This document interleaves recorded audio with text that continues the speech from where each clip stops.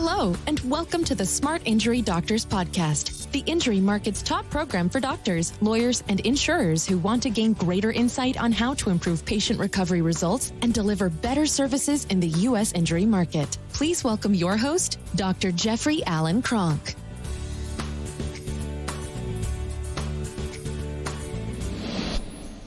Welcome, doctors. Today, what I want to talk about is why should excessive motion study testing be done independently?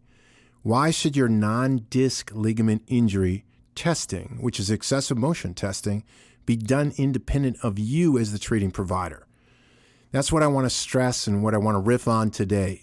I'm going to tell you I have a lot of experience in this area. I've been doing this since 1995. From 1995 to 2004, I sent every single study out to do excessive motion testing on my patients. I sent it out to do it independently. And to back up, let's back up, and just in case you're new to my podcast, an excessive motion test is to determine if you have the damage to the non-disc ligament injuries. Remember, when we injure the spine, we have to derange the spine. You can't injure a body part without deranging it. The spine's no different. So if you injure the spine, there's three things that you can do. You can fracture it, or you can damage the connective tissue. Because remember, the spine is essentially connective tissue, and not essentially, it's just connective tissue and bone. It's connective tissue and bone. 24 movable segments over 100 joints, intricately laced with ligaments that hold the joints together. There are 220 specialized ligaments, 23 of which are discs. So if you have a injury to the spine, you have to derange the spine. And you basically have either a fracture or you have a connective tissue damage. And connective tissue damage is if you damage the disc, you pick it up on MRI. If you damage the non-disc, you pick it up in stress radiography with accurate measurements. And so what we're talking about is the accurate measurement testing for excessive motion for angulation and translation patterns that the injury leaves behind. So you want to do this test unbiased and independent because the results are so significant. I mean, the results are significant enough that they can generate a pre-existing condition, or not a pre-existing condition, an existing condition that would cause the patient to need a surgical procedure, a spinal fusion surgery. So when we have ligament or connective tissue damage, if you have excessive motion damage, that requires spinal fusion surgery. If you have a disc herniation, that requires minimally invasive discectomy. The two surgeries are completely different. One's not anywhere near as invasive, which is the disc surgery, and the other is significantly invasive. So when we're saying this, it's no different, doctors. If you are out there, you would not do your own MRI read. Now, some of you may be trained to read MRIs because you understand the amount of errors that are in MRI reads today.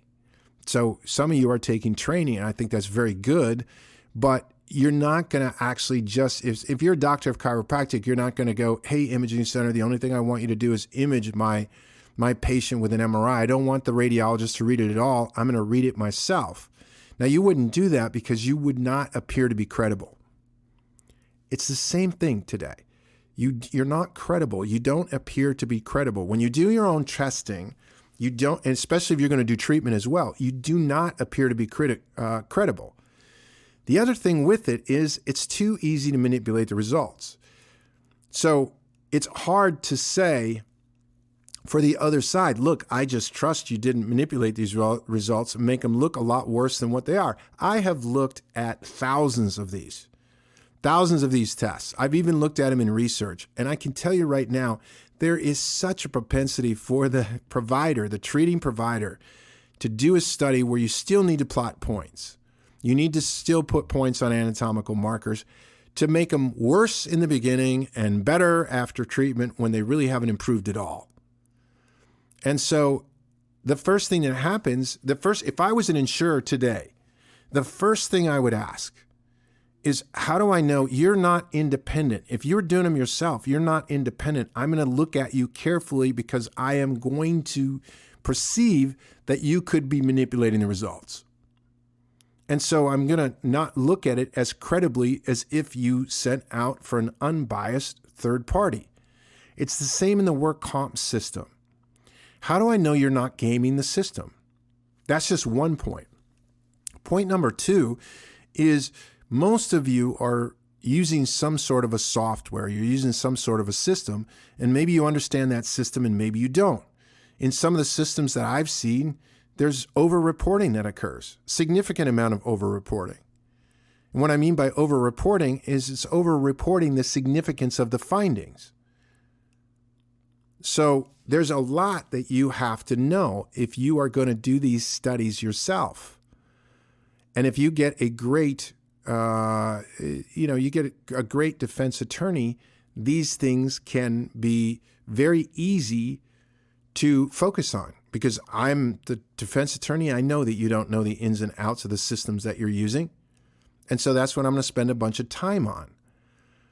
For me, all I wanted to do in private practice was get accurate testing done. If I sent out for an MRI, I want the best place I can get. If I sent out for excessive motion testing, I want the best place that I can get. If I sent out for a CT, best place I can get. If I sent out for an EMG, best place I can get. Because as the practitioner, I'm going to rely on those results. I'm going to rely on those findings unless I think something's way off. Then I'll question the findings. But I'm going to do my thing. I'm going to stay in my lane. I'm going to stay right in my lane. And I like the fact that basically I don't have to know everything there is to know about all of us. I love that fact, right? So I'm going to stay right in my lane and I'm going to just do my thing. And I know that I make a incredible living doing that. Because with some doctors, I see you're trying to bill for these things. Some systems say don't bill for them. You're still trying to bill for them. I personally, I would never want to be in that situation. And I never want to put my practice in that situation. I never want to put myself in the situation where I have to answer questions that I'm uncomfortable answering. That's me though. And to me, that's how you navigate the personal injury market. And you navigate it and grow really, really big, and you sleep well at night. So these findings to me are so, imagine that you picked up a contract with a professional sports team, and now you're saying, hey, I did lines on my x-rays, and these x-rays state a finding that your client, this athlete may need to 1A, stay out of games. 2, may need to have some sort of a spinal fusion consult. Do you really think they'd look at you credibly? Now, if you came with a radiology report that said the same thing, that basically was indicating what the findings were, you're perceived as much more credible. I work with attorneys every single day. And I'm going to tell you something. If you are a doctor of chiropractic, one of the biggest hurdles you have is your perceived credibility.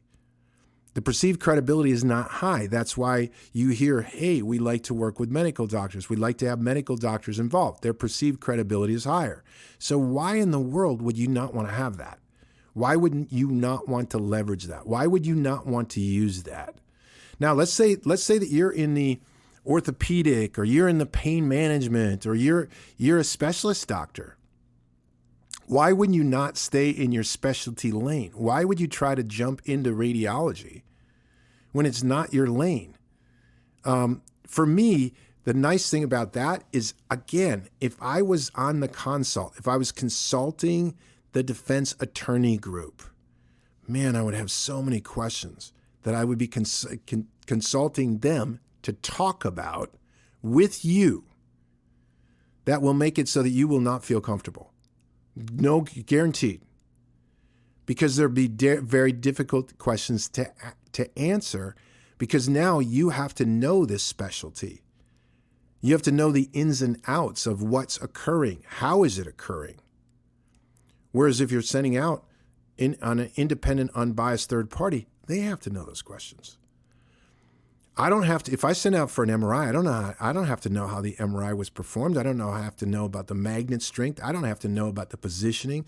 I don't have to know about any of that. I don't have to know about the radiologist's report. I don't have to know about how they read it. I don't have to know anything. All I know about is I am relying on the results, and I'm relying on the fact that they provided me with an accurate study. My job is over. If they provided an inaccurate study, if they did something that was malpractice, okay, I'm out. And that's where I want to stay. I want to stay in my lane. Doctors, it's too easy to stay in your lane and be really successful. Anybody that wants to go outside of their lane, I never understood it because it's too easy to be successful by staying in your lane. So know what you do well and know what you don't do so well. And decide.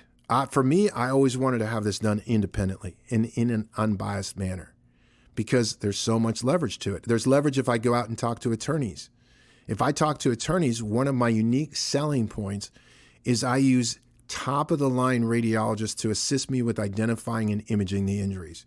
If I'm going to send out to an imaging center, I'm using the top-of-the-line center, and I'm going to basically say that. And if the top-of-the-line center doesn't happen to be in my neighborhood and I have to force a patient to drive 5 miles or 10 miles or 20 miles or 30 miles or an hour to get to the top imaging center, that's where they're going. If I have to have a specialist that's an hour away, that's where they're going. If I have to have an attorney that's an hour and away, today, especially with Zoom and all the areas, that's what I'm using. Because what I'm growing is an incredible injury practice. And I'm going to grow an incredible physical rehabilitation center for these injuries. I'm going to use the best resources that I can. I'm going to use the best people that I can. And that's what makes me grow. That's what makes me get significantly large, and it also helps. Look, if I'm using an imaging center to do my images, I'm promoting the hell out of the imaging center, what it is that I'm doing that no other doctors are doing. I'm picking up the non-disc ligament injuries. These simple x-ray studies that I'm doing, they're picking up what your MRI will not pick up. And so why would I be promoting that to an imaging center? Because the imaging center is out promoting to a lot of doctors that I may want to work with. A lot of medical doctors that I may want to work with. So there are too many advantages to staying in my lane in the injury market. And that's what I want to do. So for me, it's a no-brainer. You want to have these things done. I wanted to have these things done independent, unbiased, and I want to use the information. Those of you that don't want to do that way, you should just make sure you understand the ins and outs of everything you're doing with it. That's all I'm saying. Doctors, what these podcasts are to do is I take a topic, riff on it a little bit, hopefully give you some good information, something to think about. If you got comments, you want to put some comments down below, what you like, what you don't like, what you're struggling with. I use the comments to create future podcasts.